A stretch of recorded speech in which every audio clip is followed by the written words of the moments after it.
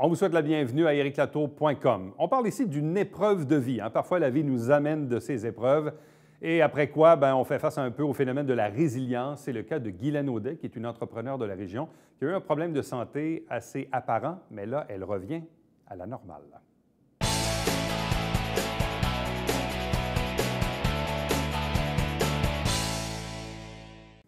Vous savez, la beauté des médias sociaux, c'est de voir ou de suivre la vie des gens. Parfois, nos amis Facebook subissent certaines épreuves et se servent un peu de ce canal de communication pour rectifier les choses, pour être porteur aussi d'un message d'espoir. Vous la connaissez peut-être, elle est dans le paysage du monde des affaires depuis plusieurs années, mais aussi dans le paysage public. Il s'agit de Guylaine Audet, qui est présidente des soins corporels L'Herbier, basée à Saint-Grégoire. Bonsoir et bienvenue. Bonsoir. Bon, et puis d'ailleurs, on a eu quelques entrevues ensemble dans les dernières années, au moment de la fondation de l'entreprise, au moment du passage au Dragon. Oui, on s'est vu à quelques reprises. On s'est vu à quelques occasions et notamment à l'occasion de la dernière entrevue, évidemment, on a fait une courte référence à la maladie que tu as eue, la maladie de Grave, et qui forcément t'a un peu dévisagé, notamment au niveau des yeux, donc c'était apparent. Et au moment où on s'en était parlé en entrevue, tu regardais la possibilité d'une chirurgie.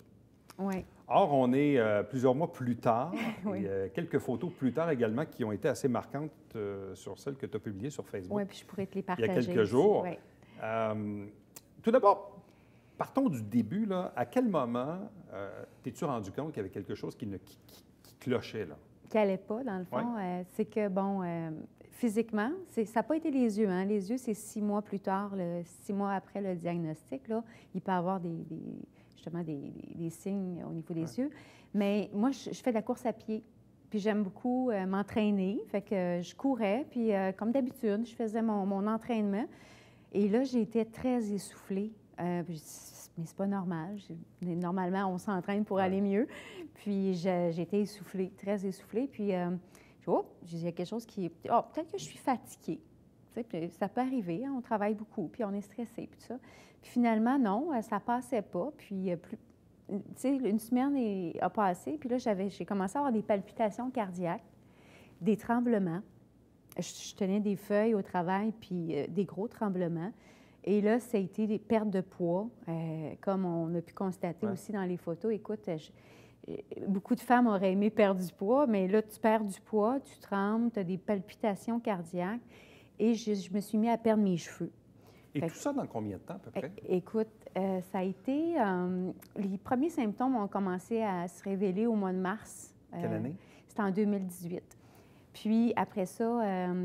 là, je me sens pas bien, mais en étant naturopathe, puis tu sais, je connais le secteur de la santé, j'ai tout de suite appelé la secrétaire de mon médecin pour lui dire, écoute, je pense que j'ai un problème thyroïdien. Je trouvais que ça ressemblait à ça et j'aimerais passer des prises de sang. Mais moi, je suis consciente, je suis informée, tu sais, je connais un peu les maladies, quand même un peu beaucoup, mais pour quelqu'un qui ne connaît pas du tout tu sais, le secteur de la santé, c'est très alarmant. Tu dis, mon Dieu, j'ai un cancer. J'ai dit quelque chose, là. J'ai quelque chose, c'est sûr, mais quoi? Fait que finalement, ils m'ont rappelé le lendemain. Le lendemain, la secrétaire m'appelle, elle me dit, le lendemain des prises de sang, là, quand j'ai pris les prises de sang, elle dit, écoute, Guylaine, elle dit, t'es vraiment sur le bord de l'urgence parce que mon taux cardiaque, mes palpitations, j'étais à 100 battements minutes au repos, à peu près, au repos. C'est assez pour perdre du poids, ça. Là. Oui. Puis, j'étais sur le bord, ils appellent ça une crise thyroïdienne, donc une tempête thyroïdienne. Donc, il y avait un dérèglement au niveau de la glande thyroïde. Oui, tout à fait. Fait que finalement, suite à ça, tout de suite, j'ai été bien reçue là, en endocrinologie à Saint-Jean. Ça a été très rapide parce que j'étais un cas rapide, là, un cas qu'il fallait voir rapidement. Oui. Puis, voilà, j'ai rencontré l'endocrinologue, la spécialiste, pour finalement prendre... Il y avait 2 options qui s'offraient à moi. Soit qui brûlait la glande thyroïde ou qu'il y avait un autre traitement qui était plus des médicaments qui aident à contrôler le taux d'hormones au niveau de la thyroïde. Puis la thyroïde, on entend souvent parler, soit que les gens font de l'hypo, puis c'est plus répandu de l'hypo que de l'hyper, c'est ça. Et la maladie de Graves, ce qui se passe, c'est que c'est une maladie auto-immune qui s'attaque au système, qui s'attaque à ta glande et qui parfois s'attaque aussi aux muscles des yeux. Mais tu as fait le choix donc de garder la glande thyroïde? Oui, oui. J'ai fait le choix à ce moment-là de la garder parce que, comme je m'étais documentée, j'avais lu qu'on pouvait avoir une rémission d'environ 60 à 70 des cas. Donc, une rémission veut dire un rétablissement complet sans être obligé de brûler la glande. Parce que brûler la glande, oui. Ça impacte quoi comme conséquence? Ça impacte qu'on n'a plus de glande thyroïde et on doit prendre une médication à vie pour remplacer justement les hormones qui ne sont plus produites par cette glande-là. Mais écoute, moi, j'ai décidé, je me suis dit, je vais donner la chance à mon corps de faire son travail. Mais puis... au moment où tu as pris cette décision-là, c'était sans savoir que la maladie continuerait de s'attaquer, puis cette fois à tes yeux, c'est ça? C'est clair. Oui, parce que tu sais, la maladie de Graves, c'est le système immunitaire qui s'attaque à la glande, mais nonobstant ça, moi, il y avait aussi une attaque au niveau des muscles, des globes oculaires. Et ça, c'est arrivé combien de temps après l'apparition des premiers symptômes? À quel moment tu t'es levé un matin et tu te dis, il y a quelque chose qui ne marche pas au niveau des yeux? Là? Ça prend environ 6 mois. 6 mois. Mais tu sais, ça s'installe tranquillement. Malgré la prise de médicaments? Oui, malgré la prise de médicaments. Puis il faut se dire que la prise de médicaments, c'est pas tout de suite qu'on contrôle. Là. Oui, il y a un ajustement. Tout à fait. Puis ça peut prendre plusieurs mois. Il faut être patiente. Il faut être assez discipliné. Mais est-ce que tu savais qu'il y avait un risque d'attaque aux yeux? Non. Je me doutais pas que... Tu sais, non. Sincèrement, non. J'ai commencé à avoir des symptômes d'écoulement au niveau des yeux. Mes yeux pleuraient beaucoup, beaucoup, beaucoup. J'avais beaucoup de larmoiement. Puis, à un moment donné, j'ai commencé à avoir un peu d'enflure en dessous des yeux. Là, je dis, je dois être, tu sais, des poches. Là, tu sais, des fois, on est fatigué. Là. Encore là, on travaille beaucoup. Mais plus ça allait, là, je me regardais, parce qu'on se regarde tous les jours dans le miroir. Hein? Il y en a partout, des miroirs. Puis on est dans la société du miroir. On se regarde en photo, en selfie, en partout. Puis finalement, là, je me rendais compte qu'il se passait quelque chose dans mon visage. Et pensais-tu qu'il y avait un lien avec ton problème initial? Pensais-tu que c'était relié? Pas tout de suite. C'est quand j'ai rencontré... j'ai un club d'affaires. Et puis sur mon club d'affaires, on se rencontre pour des déjeuners. Puis j'ai une personne qui est optométriste, une femme, Lynn, qui est à Saint-Jean. Puis elle me dit, Guylaine, j'explique mes soucis, tu sais, par rapport à mes yeux. Puis je trouvais que j'avais des larmoiements, puis de l'enflure. Elle dit, écoute, elle dit, viens me voir, on va passer un examen pour voir si ta pression oculaire est bonne. Puis dans certains cas, justement, la pression oculaire, elle devient moins bonne, puis ça s'aggrave. Puis effectivement, c'est là qu'elle m'a dit, bien, je vais te référer à un spécialiste de l'œil. Ce n'est pas rare que dans la maladie de Graves, bien, c'est rare, mais ça peut arriver qu'il y ait un problème oculaire, mais c'est très rare. C'est pas que ce n'est pas rare, c'est rare. Puis suite à ça, bien, j'ai décidé d'aller consulter un spécialiste qui, lui, a confirmé que c'était ça. Puis on peut rien faire. On ne peut rien faire, quoi qu'aujourd'hui, tu as subi une chirurgie pour corriger, mais sur le moment, c'est ça. Oui. Là, comment tu te sentais à ce moment-là? Déjà, bon, tu as eu des ennuis de santé, glande thyroïde, on prend des médicaments et tout ça. Là, tu comprends finalement que l'attaque aux yeux est en lien avec ton problème primaire. La femme qui est Guylaine Audet, elle se sent comment dans le bureau de l'ophtalmologiste, là? Bien, écoute, on est impuissant. Moi, j'aime comprendre, fait que je pose beaucoup de questions. Je veux comprendre qu'est-ce qui se passe. Puis, il m'explique très, très bien. Mon cas à moi, c'est un cas parmi d'autres. Il y a des cas plus sévères, il y a des cas moins sévères. Le risque de ça, c'est je ne veux pas perdre la vue. Moi, ce qui me préoccupe, c'est que je ne veux pas qu'il y ait des problèmes au niveau de ma vue. Ça aurait pu comprimer tellement mon nerf optique que j'aurais pu avoir des problèmes de vue. Tu sais. Ça aurait été plus grave que l'esthétique. L'esthétique, comme on le sait, on vit dans un monde tu sais, où est-ce que l'apparence est quand même c'est important, puis, mais en même temps, j'avais plus de préoccupations par rapport à ma santé qu'à ce que j'avais de l'air. Tu comprends? Puis j'ai appris, bien, j'ai aussi compris que ce que j'avais de l'air était plus ou moins important à ce moment-là, puis c'était plutôt ma santé qui primait. Mais tu n'as pas perdu la vue? J'ai perdu de l'acuité visuelle. On ne sait pas si c'est dû à ça. J'ai quand même perdu beaucoup d'acuité, mais c'est surtout le fait aussi que le globe oculaire, lui, il était poussé vers l'extérieur parce qu'on a des petits muscles qui contrôlent nos mouvements de yeux. Et eux, ils gonflaient, puis ils prenaient de l'espace, puis on a une cavité qui est celle qu'on a. Fait que quand le muscle n'a plus d'espace, ce qu'il fait, c'est qu'il pousse le globe vers l'extérieur. Puis, il fait en sorte que la graisse aussi, qui est en arrière de l'œil, parce qu'on a des corps gras, sort, parce que la graisse n'a plus de place. Fait que c'est ce qu'on voit. On voit beaucoup d'enflure en bas. Et d'en haut, ce n'est pas de l'eau, c'est de la graisse. Puis le globe oculaire est carrément beaucoup plus exorbitant.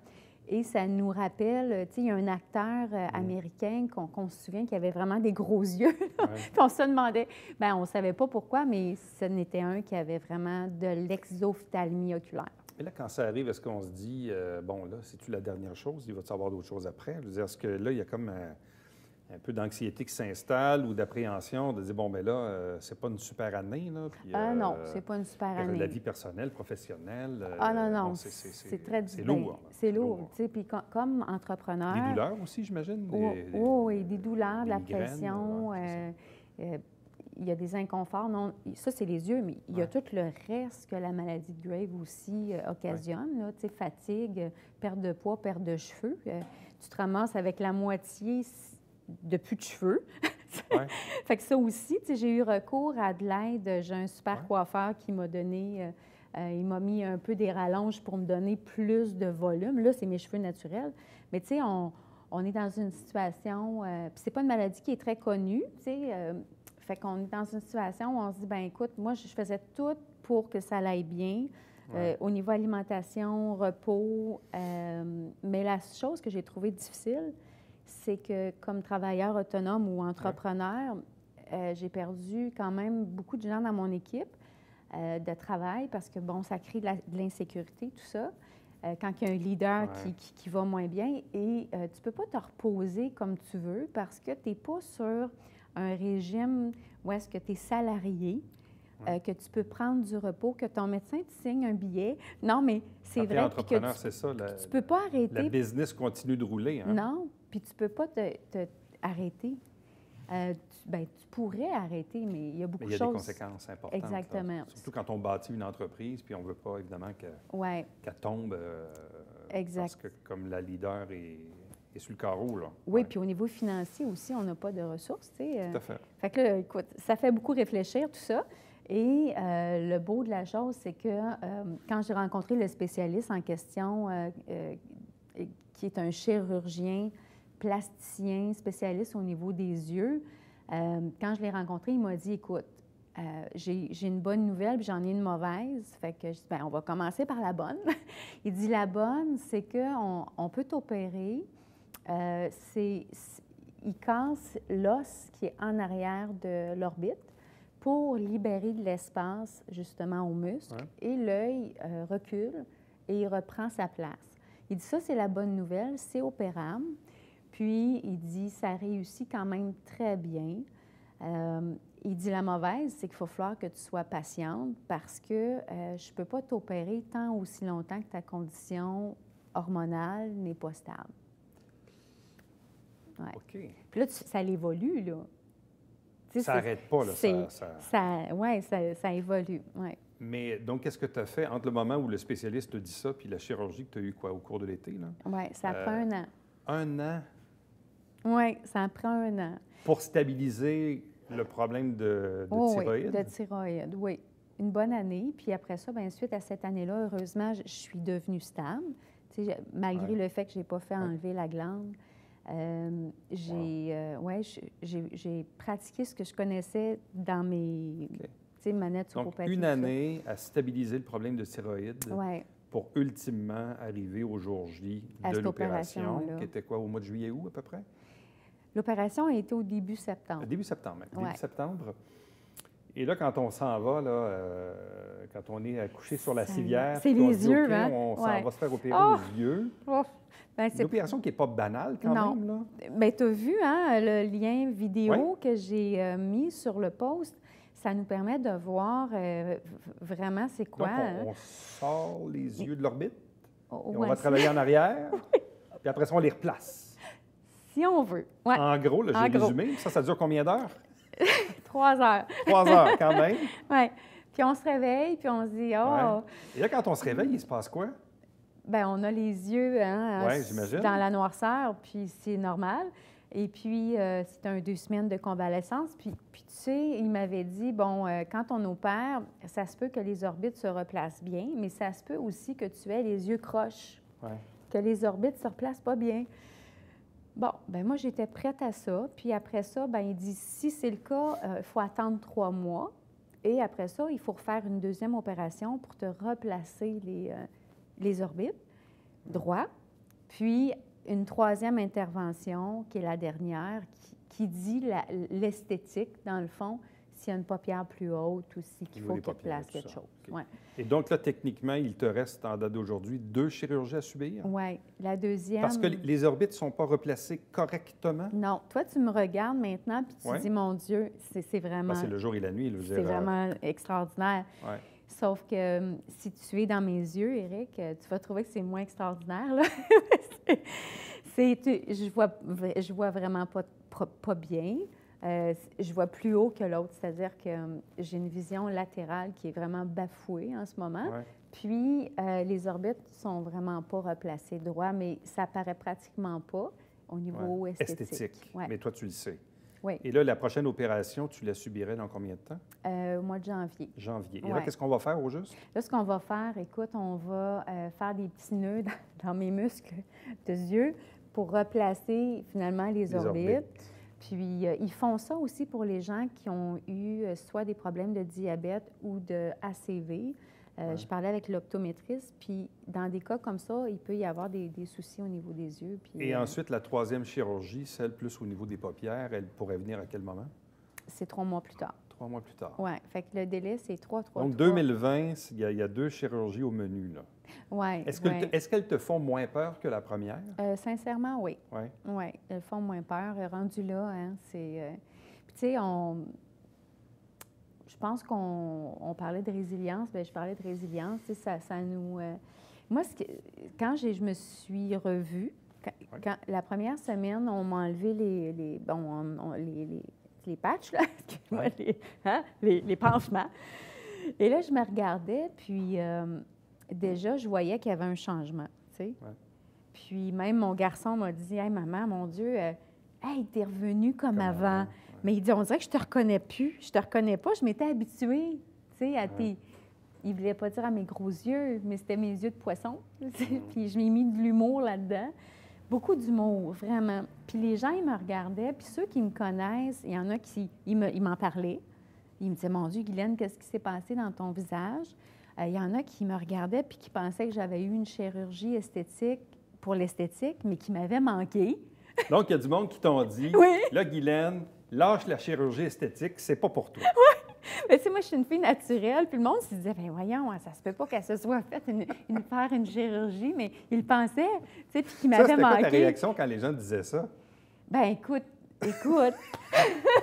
bien, j'en riais, mais je l'ai compté à mon chirurgien, celui qui est spécialiste en chirurgie esthétique. J'ai dit, tu peux pas... J'ai dit, il faut que je te le partage. Les gens, ils pensent que j'ai eu une chirurgie esthétique puis que tu m'as manqué. Là, il partait à rire puis il dit, « Inquiète-toi pas, Guylaine, je te manquerai pas. » Mais tu sais, je tournais ça un peu à la dérision. Puis il y a des gens qui étaient mal à l'aise parce qu'ils ne savaient pas trop ce qui se passait. Fait que, tu sais, il y avait un malaise. Il y en a pour qui... c'est ça. Il y en a qui sont moins gentils aussi, tu sais. Des fois... L'humain est diversifié. L'humanerie, en tout cas. Oui, c'est ça. Mais c'est ça. Fait que finalement, bien, pour ceux qui ont été méchants, bien, voici... Mais tu sais, moi, là, dans le fond, ce que ça me dit, c'est que je passe à travers ça. Je comprends mieux ce que les gens vivent. Tu sais, les grands brûlés. Les gens qui sont handicapés, les gens qui ont des traumatismes, peu importe, esthétiques ou... je l'ai vécu, puis, tu sais, je le vis encore parce que c'est pas terminé. Ouais. Puis, là, je comprends. Tu sais, j'étais pas dans le jugement avant, mais là, je peux te dire que je comprends plus qu'est-ce que ces gens-là vivent. Et là, même s'il te reste encore 2 chirurgies là, à avoir dans les prochains mois, quand tu te lèves le matin et que tu te regardes dans le miroir, là... Oui. Bien, je suis contente. Est-ce que tu te pinces pour te dire, hey, est-ce que c'est vraiment vrai? C'est vraiment revenu? C'est ma face qui est revenue. C'est vraiment ma vraie face qui est revenue, là? Écoute, j'étais émue. Tu sais, quand la première semaine, la deuxième semaine, là, je me regardais, puis j'en parlais avec des gens, puis on dirait que là, je réalisais ce qui m'était arrivé. Ah oui? Oui. C'est comme si c'était un long cauchemar, puis là, tu t'es... Bien, j'étais triste. Écoute, pendant 1 an, j'ai pas pris de photos de moi. Tu sais, on prend beaucoup de selfies. À part les quelques-unes que tu as partagées sur Facebook. Oui, puis on les montre besoins de la cause, là. Tu sais, on les montre pas vraiment parce que, tu sais, aujourd'hui, on publie, on se montre. Mais tu as fait le choix de les publier la semaine passée sur Facebook. Oui, je les ai publiés parce que je voulais démystifier la maladie. Je voulais surtout aussi que les gens sachent ce qui m'était arrivé. Puis aussi, si je peux aider quelqu'un d'autre, puis d'ailleurs, dans ce sens-là, tu sais, si on peut finir sur une note positive, mon optométriste, la semaine passée, je la voyais pour savoir où est-ce que ma vue était rendue, puis je passe pas le test encore, là.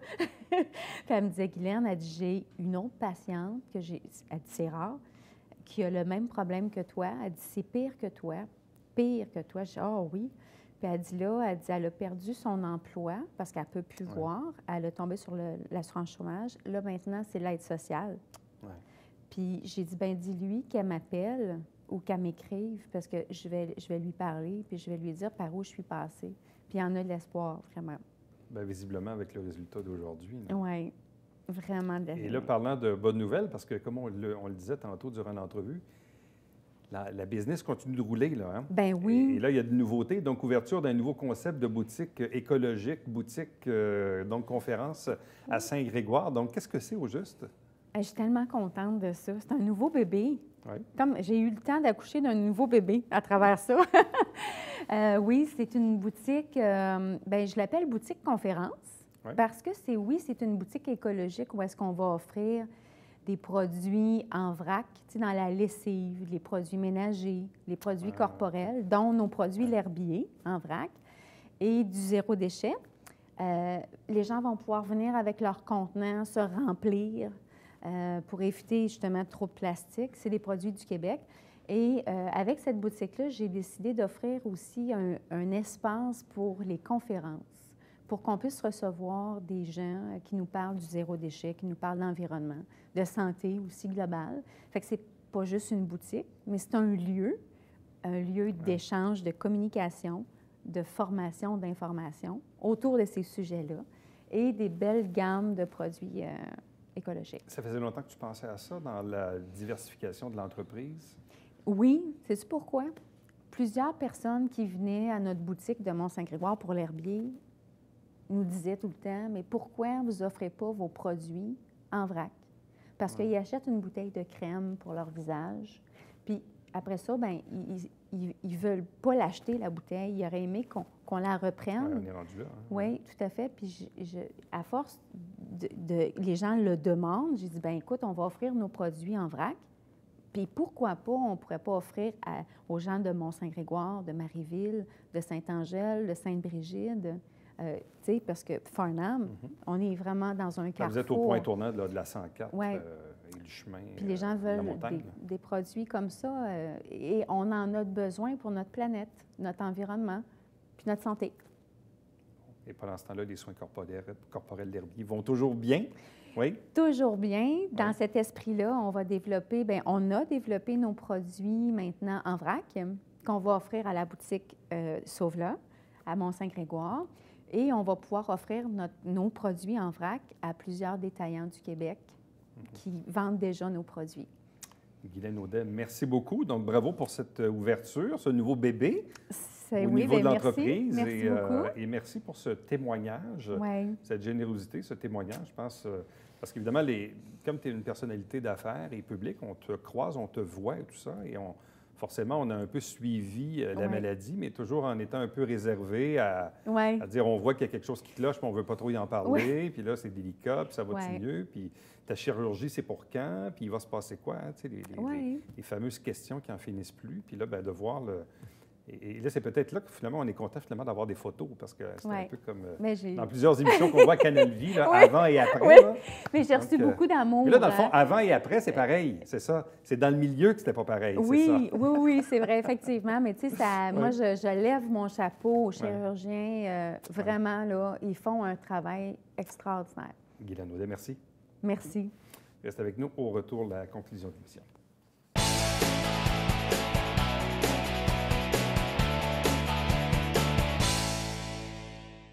Mesdames et messieurs, bonjour et bienvenue à la Justice entre nous. Mon nom est Serge.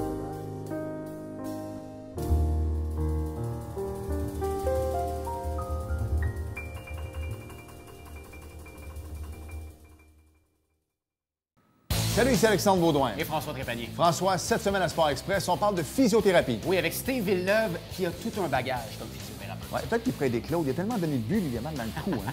Ne manquez pas ça.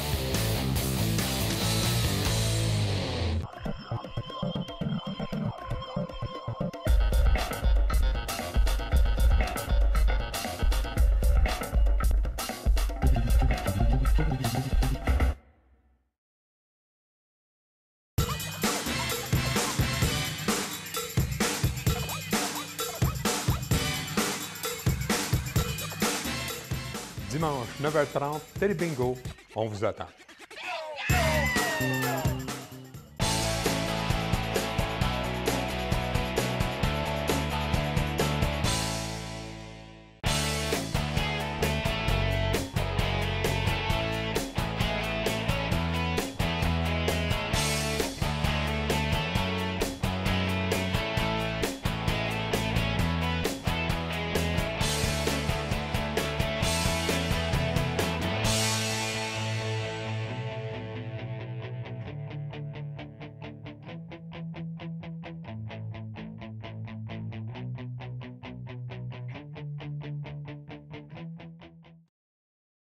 Petit rappel, c'est en fin de semaine que se tient la première édition du Salon Vitalité pour les 50 ans et plus. C'est à l'Hôtel Qualité, donc c'est un rendez-vous.